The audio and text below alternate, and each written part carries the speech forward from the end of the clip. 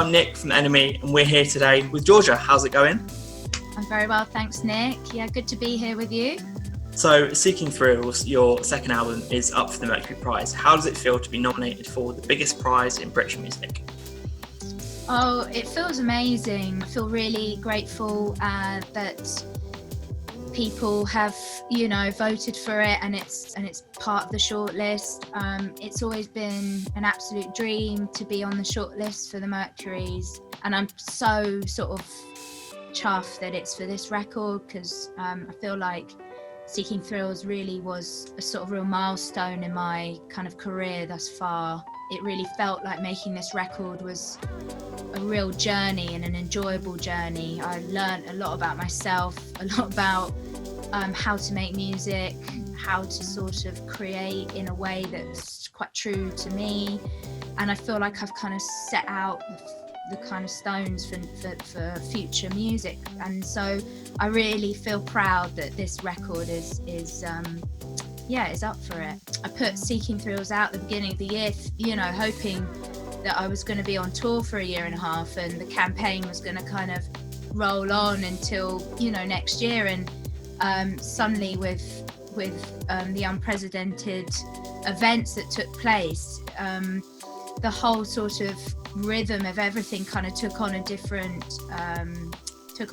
sort of path. Why do you think that people have connected to the album so much? I mean, there's songs like About What, the Dancefloor, which is obviously been a massive tune, but it's just the album in whole that people have somehow really connected and taken on board. Why do you think that is? It seems to be the record that has done that, I mean, for me. And because my first record, the debut record, was after that came out, I built my expectations up to be quite high for that record, and when it came out and sort of just slipped under the surface, and I think I was determined to go back into the studio and write a record that I felt like was me, and that people could access that and feel it was accessible, and also they could relate to some of the lyrics, and also the sound of the record is quite relatable, because it's all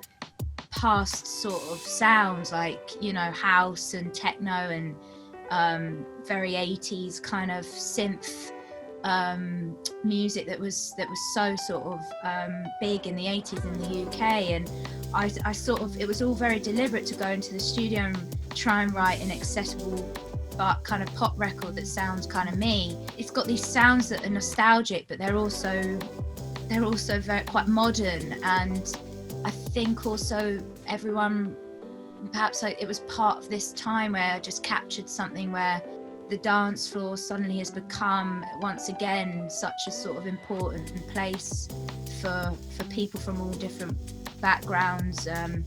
I'm just chuffed that people have, really. I mean, that definitely comes across in the album. I mean, you've got songs like Ray Gun on there, and there's that lyric, be who you will be collectively. I mean, that's kind of inclusivity and being accepting, but at a time when those things seem to be in such short demand. For about 3 months before embarking on writing the demos for the songs, I got completely transfixed with 80s house music and techno, and particularly of kind of early 80s and mid 80s. And the thing that drew me to the music so much was because about the inclusivity, and because it was so much about all different walks of life meeting and just under one room dancing and forgetting about the troubles in their lives. Of course, throughout generations we've had this, in all different types of music, but there was something quite particular about Chicago and Detroit that was very unique, and for some reason in the UK we related to it. And I think that message, I really saw what was going on in social media, and people standing up for what they believe in now, and this kind of whole woke generation. And I think these aren't new ideas. People have been doing this since the 80s. They've been, and I saw this in the kind of cultural movements of house music and techno, and I guess now it's just a message that that lives on and is so positive. You know, one of the things I felt when I listened to house music is you feel empowered for some reason. You feel like I can do whatever I want. You know, my eyes and my ears are open now. On the night, if you win, there's a 25 grand prize. What are you going to do if you walk away with that 25 grand?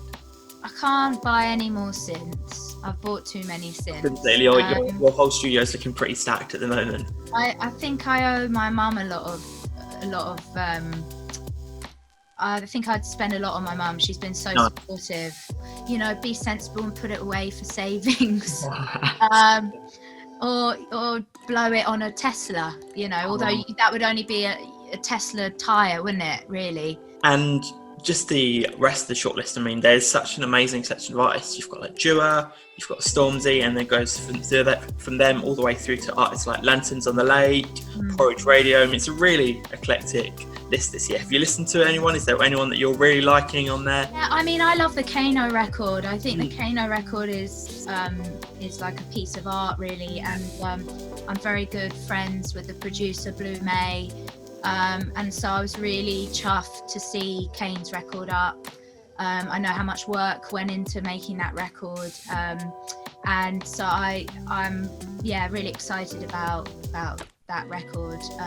But as you said, everyone's is a really an eclectic mix. One of the best in years. I think so too. Being part of all those people, you know, those artists, it's just a real pleasure, really. Is there any artists who perhaps didn't get the nod and you're like, oh, I'd like to see them vying for it as well? You know, I really like Melt Yourself Down. As a jazz sort of collective. I love Pete Wareham. Pete's a good mate of mine. Everyone's time is different, and you know, I'm sure it'll happen for artists. So. And what's next for you? Because I know it was 5 years between your debut and Seeking Thrills. Are you kind of beginning to think what the follow-up to Seeking Thrills might sound like, what it might look like? What can we expect next from you? Well, I'm working on a new record, really. I'm sort of working on the demos right now, and I sort of feel quite excited actually for where to take the next sound. I just feel like in a really great place right now, where Seeking Thrills was just such a joy to make. I really didn't feel like I had to suffer. You know, when people say you have to suffer to make great art, I didn't really feel like I was suffering throughout. I just felt very like on a mission to sort of try and create something that I really wanted to create. And so I really feel like now Seeking Thrills has just given me that kind of platform to just take things and keep evolving. I think, you know, already by next year there could be new songs coming out. So yeah, I'm really excited. Oh, fantastic, that's great. Thank you so much for speaking to us, and we'll get that early week, and good luck with the prize. Wicked, thanks Nick.